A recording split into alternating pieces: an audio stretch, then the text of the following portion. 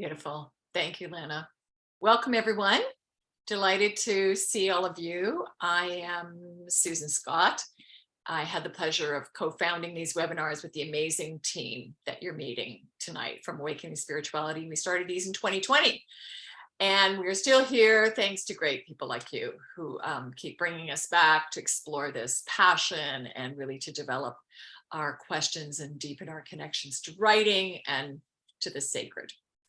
I'm speaking to you this evening. Usually I'm in the Great Lakes region, but tonight I'm in the traditional lands of the Cherokee, Shawnee, Choctaw, Chickasaw, and Creek peoples in central Tennessee. So if you would like to, if territorial acknowledgement is important to you and you want to enter yours into the chat, it just helps give us a kind of grounding moment, gratitude for the land, gratitude for being gathered in this way and being sustained as we are, and acknowledging earth keepers who've kept these territories sacred and healthy for us. So go ahead and do that at your leisure. So spiritual life writing is something that we, in this kind of group of us who's really dedicated to this and to exploring this area and uplifting this kind of writing, we approach it as thinking of life writing in general as an integrative art that unites memory and experience. Spiritual life writing invites the whole self in. So it's memory and experience, fact, feeling, and imagination, the profane and the sacred. And we offer these life writing sessions to help you find your authentic voice and to shed whatever fears make you hold your tongue. And tonight really is a beautiful and really important example of that, and a striking one. We're going to explore with our guest, Vickie MacArthur, whom I'll introduce in a moment, what happens if you've had profound spiritual experiences that completely upend your life. And you're really questioning, do you dare write about it and really expose your inmost thoughts? And how can you possibly even use words like these little beasts of burden? They're not really up to capturing the breadth and the depth of mystical experience. So how can you even use words and language to explore those experiences you've had, let alone weave it into a life story that others will believe and connect with? And our guide through this profound exploration tonight is actually a member of the Awakening Spirituality community, and she's going to lead us through an exploration of her book. And I'm going to introduce Vickie and give you kind of her technical bio, but I have to say, I cannot stress how beautiful and important it is that we're able to have this session tonight, because when we first came together in Awakening Spirituality, Vickie was just in the process of trying to figure out what to do with a manuscript. She had a manuscript and where to go with it. And so her story and our story have kind of been fellow travelers. And we're really honored that she would choose a night like this as one of the launches of her book. And I think you'll understand why that's so important. Vickie is a minister, spiritual director, yoga and meditation teacher who's passionate about building bridges and creating community. She's based in Western Canada, where she's been creating community for her yoga studio, Spirit in Motion Yoga, for over 20 years, and creating a safe and sacred space for the deep inner work that yoga invites people to do. She's rooted in a Christian community and in her Buddhist Plum Village community and her yogic communities, meaning she walks an interspiritual path that honors the depth of all traditions. And you'll find her teaching and her writing integrates embodied awareness, breath, and spirituality to bring healing and wholeness, both individually and collectively. You will find Vickie is a progressive Canadian writer. She gives a face and voice to the ordinary seeker who is seeking depth and meaning, both within and beyond the walls of convention and traditional religion. And Lana at some point will enter into chat how you can find Vickie, her contact information about her upcoming publications. Her book that we're going to celebrate tonight is A Lotus on Fire, How a Buddhist Monk Ignited My Heart, which was sparked by a moment of awakening with Thich Nhat Hanh at a retreat in 2011. It's an intimate spiritual memoir that weaves together the practices of yoga, Christianity, and Buddhism. It also rocketed to #1 in the ecumenism category in Amazon's top 10 is not long after it was released. So we have a star. We also have a star, which is also a really fun thing to celebrate. And Vickie, if we could talk to you or highlight you, that would be amazing. Thank you, Susan. Welcome. Wow. I actually just met Susan and I just met in person in Toronto last week for the first time. I'm back in Lethbridge now, but we were no longer just, square pictures on the screen. We're back to that now, but it was so good to meet in the flesh. And it's been such a beautiful journey with her as my editor and mentor. And I'm also so thankful to Awakening Spirituality and to the rest of the team here. I'm usually on the other end. I'm usually one of the tech team and helping out to run things smoothly. So, wow, it is a great honor to be here as the guest. So, thank you. Beautiful. And would you like to guide us into the session with a reading, or do you want to wait to do a reading later? Which would you prefer? I think we'll start with a reading, kind of just dive right in. A Lotus on Fire begins with a moment of awakening at a large retreat in Vancouver with Vietnamese Buddhist master Thich Nhat Hanh. And it was just after my mother had passed away way back in 2011. And towards the end of the retreat, I had the chance to sit very close with this beloved Buddhist teacher. And as our eyes met, I received what I can only describe as this beautiful gaze of pure love that was just completely accepting. I felt like I was looking into the eyes of the living Buddha or the living Christ. And so my reading today takes place about a month after this encounter as I begin to write letters in my journal to my teacher as a way of understanding this deep and mystical experience. So reading from A Lotus on Fire, and this section is entitled A Pure Transmission of Love.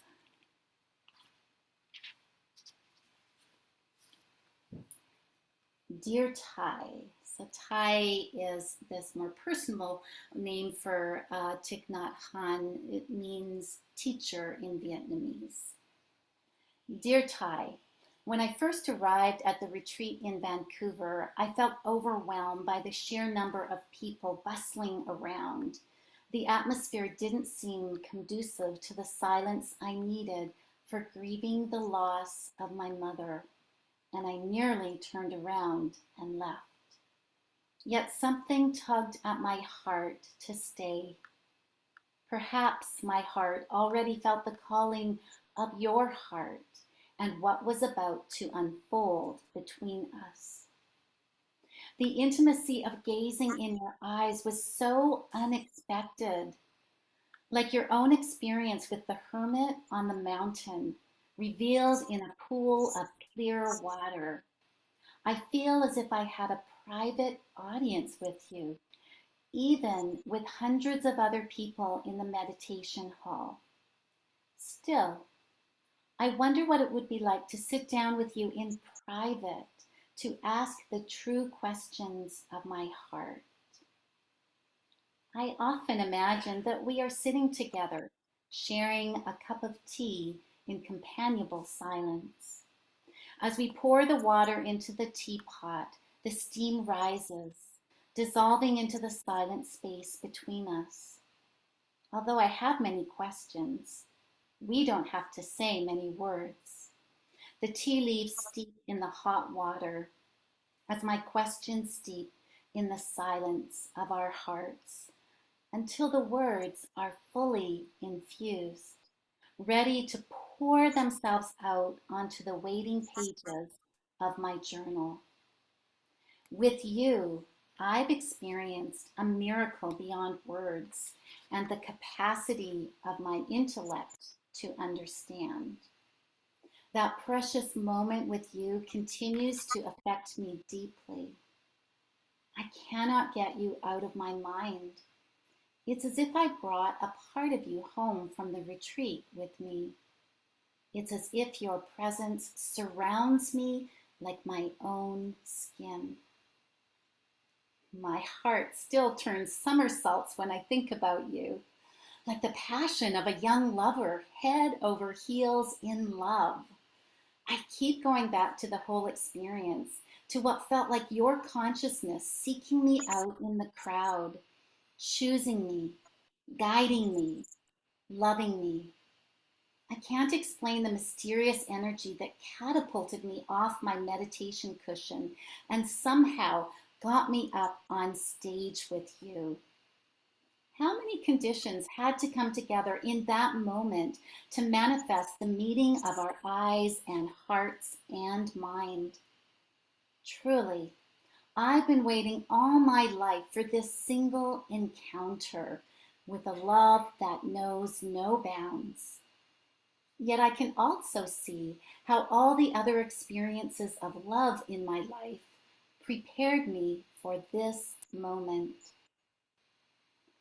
In that moment that our eyes met, it felt like you knew me completely, as if you knew all the nooks and crannies of my mind and heart, all of my past, my present, and my future came together in this one mystical moment.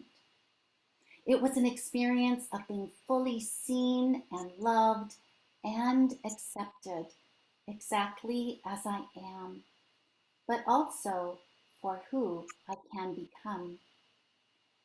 Something in me knows it is not just Thai, the Buddhist master, calling me.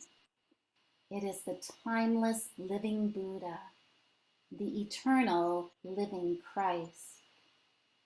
You are simply the enlightened being showing me the Christ within myself.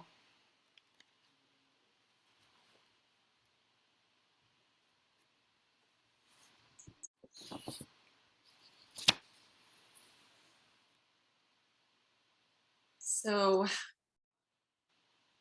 you're describing this incredible epiphany that's filled with longing. That's this unifying experience that brings together a longing that you've had your whole life to have this profound connection with love and this really deep, profound, universal sense of love. And at the same time, this complete serendipity that it would manifest in this way at this moment in time, completely a surprise, right? And words like passion and intimacy and imagination and all of this incredible language around this experience.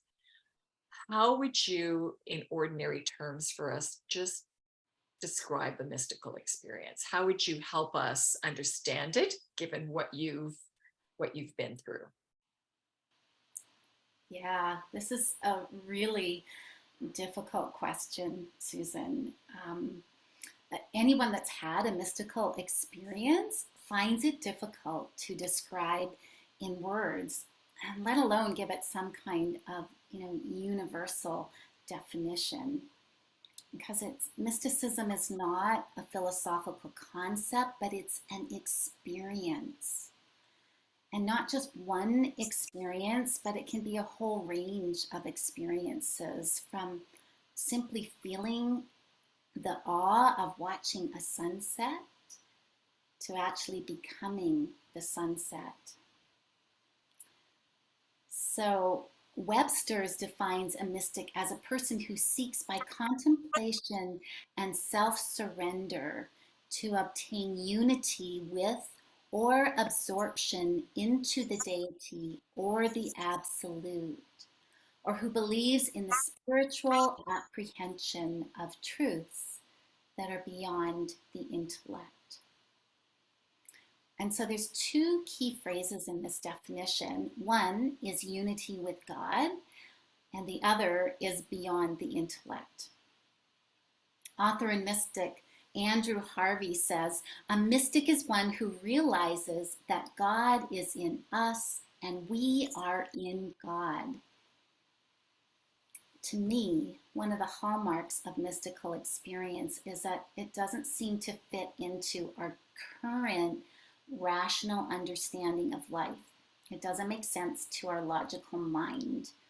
It takes us beyond the usual beliefs and patterns of the dualistic mind into what seems miraculous or unexplainable. And as you said, mystical experiences are a surprise.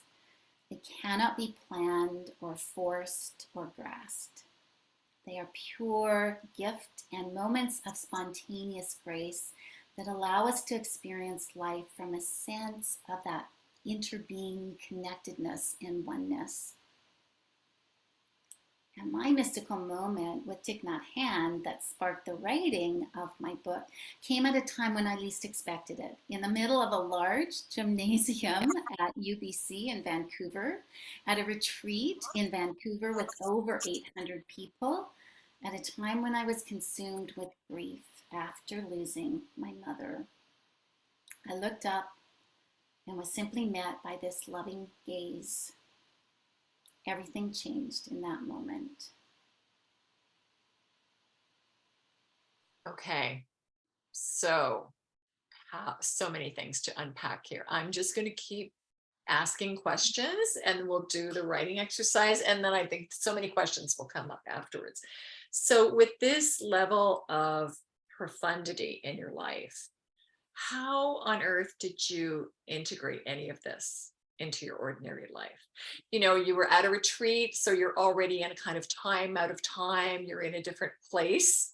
You know, I mean, retreats we choose deliberately to go to try to get perspective on our lives, you know, to step away from ordinariness and find a kind of refreshment that we can't get in sort of in the everyday grind of things. And then you have this really profound encounter. Typically we don't, you know, have resources at the tip of our fingertips to understand how to make sense of that level of epiphany or that level of mystical experience. So what happened for you next?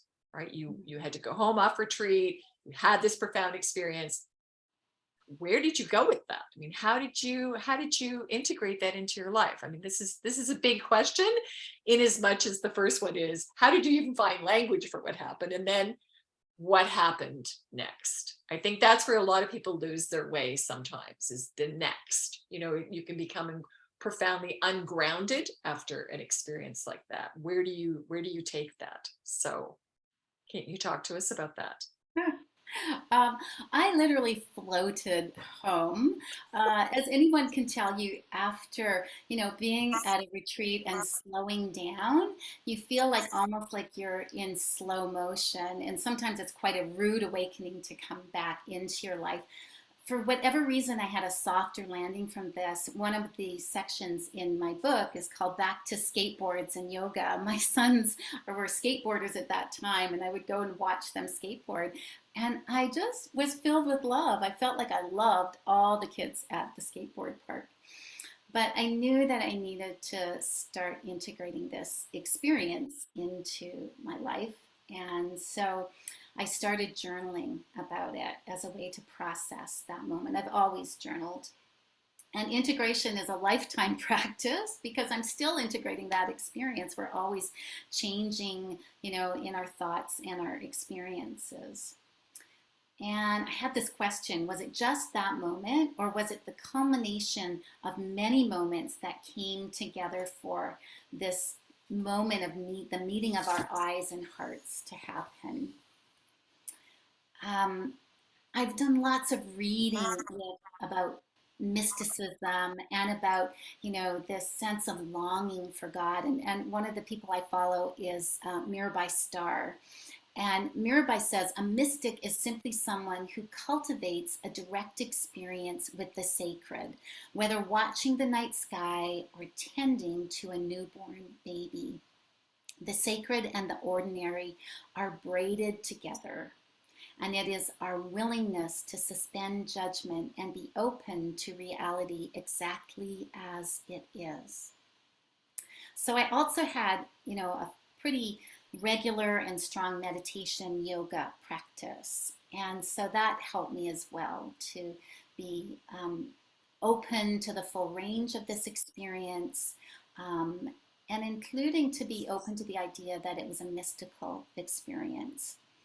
And so taking time to meditate and still our minds, we start to let go of our usual mode of thinking and comparing and rationalizing. And so there's a rewiring of our brains that takes place. So I believe that that begins to open us to experiences that our rational mind has been trained to ignore or disbelieve, or often too busy or distracted to notice. And so this experience opened me up to a whole new way of experiencing myself in the world. But we're talking about mysticism because mysticism is quite often viewed with a lot of skepticism in our culture, because our culture is trained to honor reason and science, which is good. It's good to have that balance. But it's also a limited form of knowing. And our culture also downplays the wisdom of the body, the wisdom of the divine feminine, which is rooted in the body and the natural world. And in that kind of wisdom that sees the inherent oneness of all. Mark Matusik, in his book Dialogues with a Modern Mystic, says that the transition to a more enlightened society must begin with the recognition that every human being is a mystic in his or her own right. And I love that. We're all everyday mystics. We're all waiting to have that sense of loving awareness and union and feel that sense of connectedness. And it's funny because before I met Thich, I would never have called myself a mystic. And now with both this experience and his teachings of deep and mindful attention, I've begun to realize that there's so much more available to us than our rational mind is capable of seeing or understanding. And this is exactly what I've tried to convey in A Lotus on Fire, the miracle and wonders of life that are right in front of us when we slow down and pay attention. As Thich says, we need a collective awakening. Beautiful. And I'm so tempted at this moment to just go completely off script and say, and how did you talk about this with your teenage boys? How did you talk about this with your husband? So like, I think we have to get to that at some point, because I can hear the teacher in you and the meditation guide and all of this beautiful integrated this way you have of moving through the world and working with people. And I think a part of me is so curious about what did it sound like when this was still new and awkward for you, right? Like, how did it feel? What were the words that tumbled out of your mouth? What were your conversations at the dinner table with Doug, with your husband?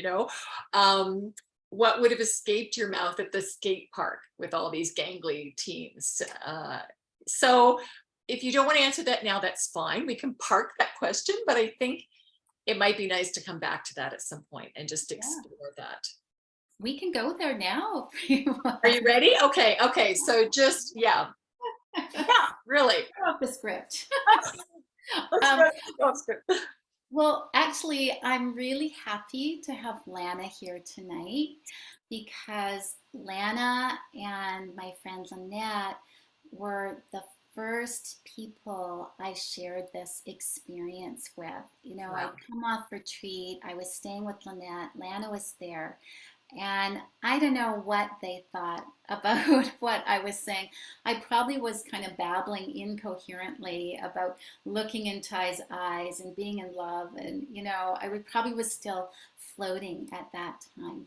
And yet, these were close and dear heart friends that also we had a shared spiritual community of Christ. And so I felt safe in sharing it in that way. So that was because I was still in Vancouver at that time. And then I came home to Lethbridge, and I come home to the busy household, and my black lab Emma is running around happy to see me, and my boys are skateboarding in the driveway, and here's Doug. And I describe in my book this moment of looking in his eyes, and he sensed something had shifted in me. And so it wasn't until later that night that I shared this deep experience with him. And I think he understood that something deep had happened for me, but I don't think he understood the depth of what it had happened and how it could affect our life. And so I call it this holy triangle between myself, my husband, and Thich Nhat Hanh, or the love that Thich Nhat Hanh points to, because I want to be very clear, there was no contact between Thich Nhat Hanh in that way. I was in retreat with him. But slowly over time, I was able to share more about my experience with Doug. I'm not sure I shared it with my boys at that time because they were teenagers. They had other interests, and who was this quirky experience that their mother had. I don't know whether they had a sense that I had changed in any way. Um, Teenagers are usually pretty self-focused, so don't usually notice what's happening with their parents to that degree. But it's been a lovely process as I've, I wrote about it through my journals and then started then I had this whole manuscript. And actually, my eldest son, Brendan, was interested in reading the manuscript before it actually became a book. So that was a really nice experience, and to kind of share some conversations around that. Um, so yeah, it's an excellent question. How do we integrate these kinds of experiences into our everyday life without losing the essence of the experience? Um, so I've been able to integrate the practices. So the practices from Thich Nhat Hanh is integrating mindfulness into everything you do. So, I have a sitting practice. You integrate it into walking meditation. There's a practice of listening to the bells. So stopping every so often in your everyday life to just take a moment, feel your feet on the ground, feel your breath. So all of these practices designed to make us more present, to slow down these wacky brains that we all have, and to just pay attention to what's there in the moment. That's beautiful. Okay, so, and this is a perfect segue to talking about writing then, and the role of writing, because as you describe it, Brendan, but also the rest of your family, in some sense, your manuscript, your book opens up your life, your intimate inner life to them in a way that they would not just normally know you as mom or as spouse or as teacher, as friend, right? There's something really profoundly intimate in what you're revealing in your work, in your book. It captures something of the inner life in a way that even people who are close to you who wouldn't necessarily know the depth that you've gone to with integrating this experience, but also all the philosophical thinking and the broader interspiritual implications of all this. So writing becomes one of the key practices for you then. Yes, and I want to speak more to you know, all the different communities and different people in my life. And I had, you know, when I thought about the possibility of creating a book, you know, I had to catch my breath for a moment. Oh, what is so and so going to say? You know, what's my family going to say? What's my church community going to say? What are, you know, and so I discovered author Mark Matusik and his practice of writing to awaken that helped me write through all these fears and these doubts about my experience, these doubts about myself, and to really make myself vulnerable. And I think that's a really important part of spiritual memoir is this writing through all of those fears and doubts we have around exposing ourselves and parts of our life. And yet that's what people want to read in spiritual memoir because that's what most connects in a really real and authentic way. But it's a deep practice to do that, and there's lots of ways of doing it. I chose, you know, the writing to awaken, along with all the years of meditation and mindfulness I've done in that way. Hmm. Okay, and this is a good point. Right as we transition into the writing. A good point to remember that this did take years, right? So writing in your journal is one thing, and then thinking, okay, maybe this is something that can be shared, and maybe I need to share this. There's a long, dedicated evolution in all of this before something becomes a manuscript that therefore then becomes a book, and therefore is shared. It's not an instantaneous affair. It's been 12 years for me. It's been 12 years. Yes. I mean, social media being what it is now, things are different for some people. It's a very quick turnaround and they'll post right away about it. But your journey was very much a contemplative journey, Yes. putting it out, process, careful, and lots of dialogue and consideration and reading and thinking before you took that leap to release it publicly. So I think this is a helpful thing for people to understand. These things take time, and it's okay for it to take time. Yes. Okay, beautiful. Would you lead us in a writing exercise? We would love that. I would love to do that. And I'll Great. take you through my process because always before I write, I take time to just connect to my breath and my body, connect to the moment. So I invite you to just get yourself comfortable, sitting in a chair, wherever you are. It's nice to have your feet on the ground, to feel that sense of groundedness and to feel the support of the earth beneath you. And I invite you to connect to your body in a really kind and non judgmental way.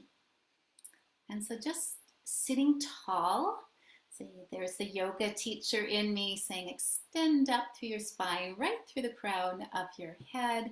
Maybe take a little roll of your shoulders back and take a nice deep cleansing breath. So breathing in deeply.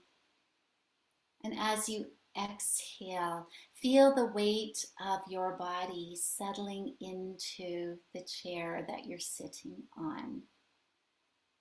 And really feel that sensation of the body settling with each breath you take. Each time you exhale, that sense of settling into your chair and feeling that support. Let go of thoughts about your experience and feel the pure physicality and sensation of your body. And feel the movement of your breath. The breath like a bridge connecting your body and your mind. Inhaling as your belly and rib cage gently expands. Exhaling as it softens and releases. And just inviting your mind and body to continue to settle with each breath.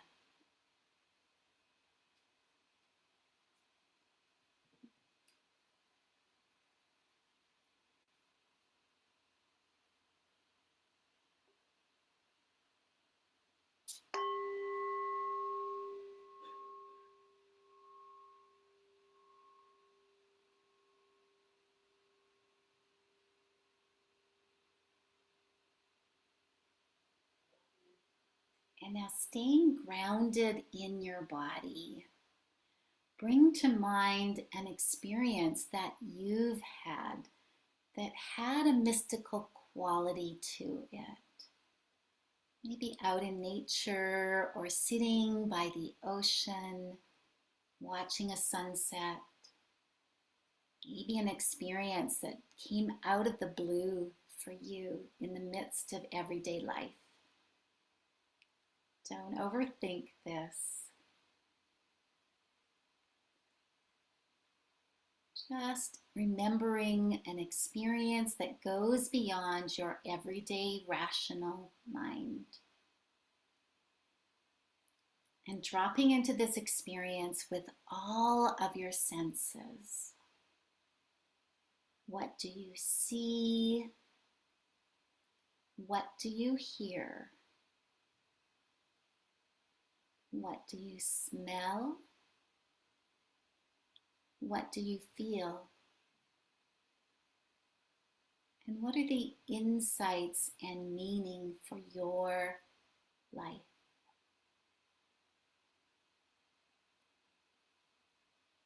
So we're going to take maybe about how many minutes, Susan, for this practice? We can take, let's say, 10 minutes. I'll watch the time. Lovely. And I think Lana's going to pop the question into the chat, and just take your time, right? Let go of judging and just write about your experience.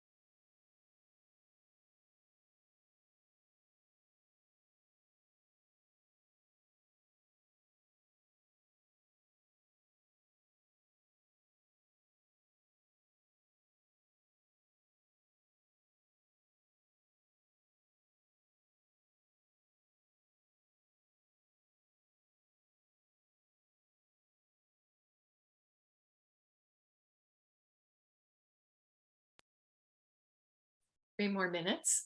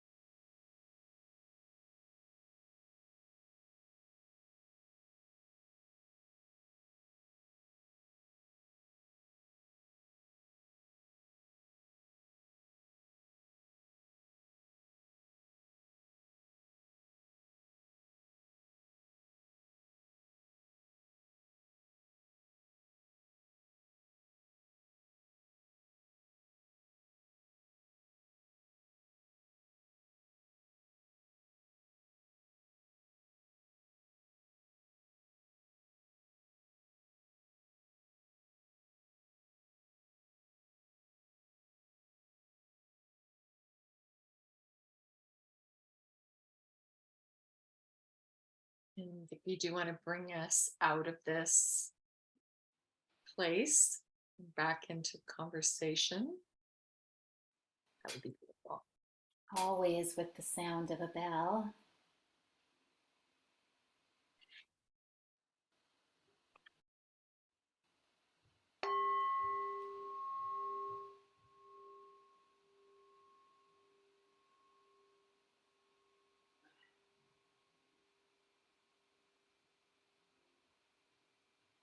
Beautiful. Thank you. Just before we turn off the recording and go into open Q&A, I just want to remind people that the presentation portion, that we've really enjoyed this time with Vickie and this time to deepen our own writing practice and go deep inside. This will all be captured in this beautiful recording, and we have this little envelope, and it will be posted on the Awakening Spirituality website, and you can visit it again and again and again and bring your questions back and bring all these things back to the surface, so you have this as something to refer to over and over and over.